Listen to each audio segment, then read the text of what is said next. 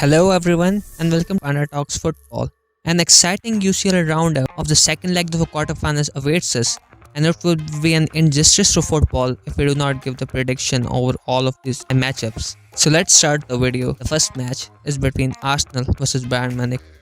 The home stadium is of Bayern Munich, the Allianz Arena, obviously. Two very different teams. Arsenal, one of the most informed teams in Europe, while Bayern Munich, which is really struggling, especially after not bottling, but rather losing it Bayer Leverkusen, their Bundesliga title.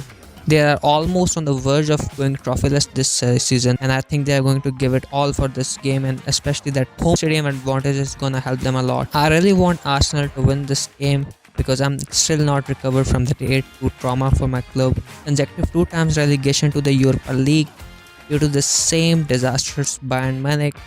But still, if I had to think rationally, I feel like Bayern Munich is taking it. Why? Because I've seen Arsenal over the years. I really like this team, that squad. Those wonderkids like Odegaard and Saka, I'm really impressed with them. But the major problem with this Arsenal side is the pressureless. Whenever I've seen them from the previous years, they're not just ready to cope up with the pressure. They always bottle it when it's needed the most. But Bayern Munich is a team which is having very rare, very experienced players in their squad, and it is going to help them a lot, especially the home stadium advantage. My prediction, it's simple. It's going to be 3-1 in favor of Bayern Munich, and Bayern Munich is gonna trash Arsenal. As much as I hate to say this, I really wish my prediction goes wrong, but this is what I think from my football knowledge. Manchester City versus Real Madrid. The stadium is definitely the Etihad, the nightmare for Real Madrid, obviously. A stadium where Real Madrid has never won a single match. You all know, Man City fans and Real Madrid fans, whoever is watching my video, that this game can go anyways. You cannot actually state clearly who's the favorite and who is not. Like, the game can go anyway in this circumstance. Some of the few important points to be noted are: Germany has been suspended for the next match, we know that. While man, he was so crucial for this Real Madrid team. He was the only CDM in this setup, and I don't know who's gonna play at that position in this match. They might play Toni Kroos, they might play Kamavinga, who have previously played there, but still, he is actually a huge loss for Real Madrid. As they say that you do not realize the importance of a player until he's gone, and I think Real Madrid will just imagine that scenario in this game. Not completely ruling out or saying anything against Real Madrid, but he was so crucial player for Real Madrid. While if you see that Manchester City side, while Kevin De Bruyne did not feature in the first leg, while he will be back in the second leg. On the other side of the story, there are even reports that Kyle Walker may return to pocket Vinicius Jr. Man, he's so good. One of the most crucial players in Manchester City's part. Kyle Walker would be back according to reports.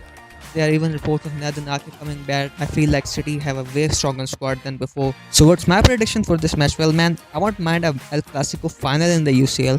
As a football fan, that would be a dream for us, but the expected prediction from my side, it's actually 3-1 in favor of Manchester City. Yes, it's Etihad.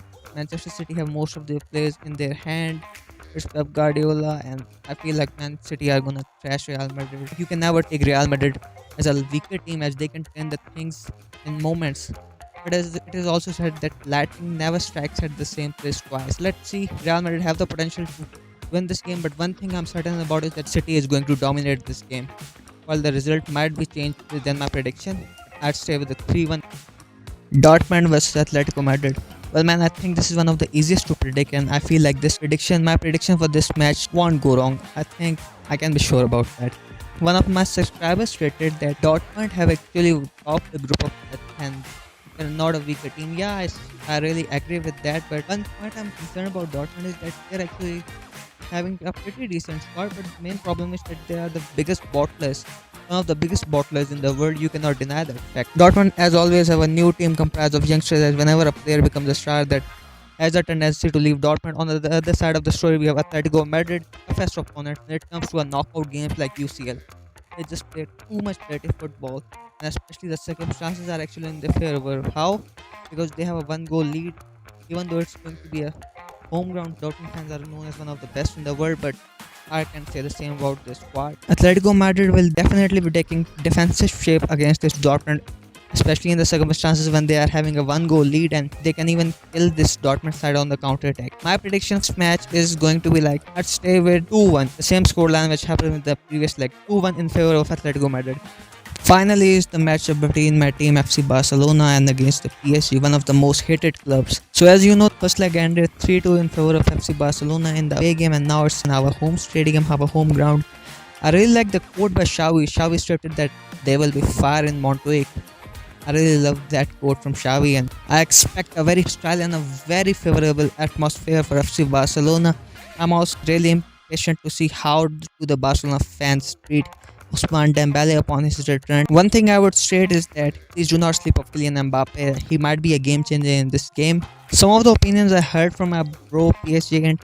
No, I'm not gonna make a meme on him again. He stated certain matches and he said that Hakimi would back. Yeah, I'm sure. Yeah, he's a very crucial player. He might be a difference maker in that PSG squad. Hakimi would be back. He said that he's gonna pocket Rafinha. Yeah, that might be a circumstance. Hakimi has a lot of pace that might struggle Rafinha. But one thing I also think is that while they were playing Marquinhos on that right back position, he was actually a more of a defensive player. While Hakimi is going to be more attack oriented, and this might lead to more chances of the counter attack for Barcelona if they play Hakimi on one side, Nuno Mendes on the other side. That might lead to the PSG defense being more leaky than before. If you talk about Barcelona, Sergi Roberto and Andreas Christensen are both of them are suspended. Now Christensen is a huge loss for us Barcelona, man. He was our main CDM over there. The man who was supposed to provide us the defensive stability, our anchor of defense. He's gone, and even the Sergi Roberto's absence might hurt us, as many Barcelona fans might laugh on this pick, but he was one of there we could utilize on that stadium spot. Well, I'm particularly concerned since first like who is gonna play on that in that stadium position for us, especially we are playing against a team like PSG, one of the best in the world. Who's gonna feature there? Is it going to be Frankie De Jong? Is it going to be Gundogan? I think Gundogan over there obviously means that he will be less involved in our attack. Yeah, let's see. Let's hope for the best. I've heard many you stating that Barcelona won't play the same and they would not sit back like they did in the PSG stadium. Well, I don't actually understand that take by much of the fans. And what I want Xavi to do, I want him not overcomplicate the things. What you have done before, just stick to the plan. Yes, I want Xavi to play with that low block even in this Montjuic stadium. Why? Because man, just look at the team next to you. You're playing against PSG.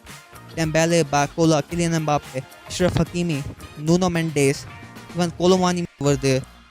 These 5 to 6 players are somebody you can at least 5 among them in the top 20 fastest footballers in the world. And then playing a highland against such a team simply means a suicide for us. I just want Barcelona to actually play in the low block and kill them on the counter attack, as they are going to attack us with all their might, especially with Ashraf Hakimi. A lucky goal or outside the box shot from any of their player might lead to be a game changer, but I expect Barcelona to just I expect them to attack us, and whenever there is a space behind, I want our players Rafinha, Lamine Yamal, Lewandowski to go and kill the game on the counter attack. Yes, we have to show even stronger personality in our home stadium than we showed in the PSG. As PSG more ruthless this time. PSG won't make it easy for us. They are gonna attack us with all their might. What I want is that I expect Barcelona to be steadfast, to be very clinical in front of the goal. That is the only key to success. Just score the first goal. That is the most important thing for us. Because if we let them score in front of us, that is going to mount a lot of pressure upon us, that as we only have a single goal lead. Rafinha was very crucial in this leg. I would have the same standard for him. One player I would particularly like to talk about is Lamine Yamal. Although he's just a youngster, 16 years of age, I can understand how much pressure he must be in that PSG first leg. But he has to realize that he's still our most important player, even though he's just a 16-year-old. The stadium is favor us. It is our home stadium, and I expect him to step up, man. He cannot be that wasteful as he was in first leg. I'd expect a better game from him, and we have to kill this game, man. We have to kill them. I feel like this game might be the one with the most goals scored among the 4 of the quarterfinals. My prediction for the game: 3-2 favor of Barcelona. 3-2, yes. And let's make it happen, FC Barcelona fan. Let's make it. This is one of the most important games for us, not just a quarterfinal for us. Thanks for watching. Press the subscribe button if you liked my video. Visca el Barça.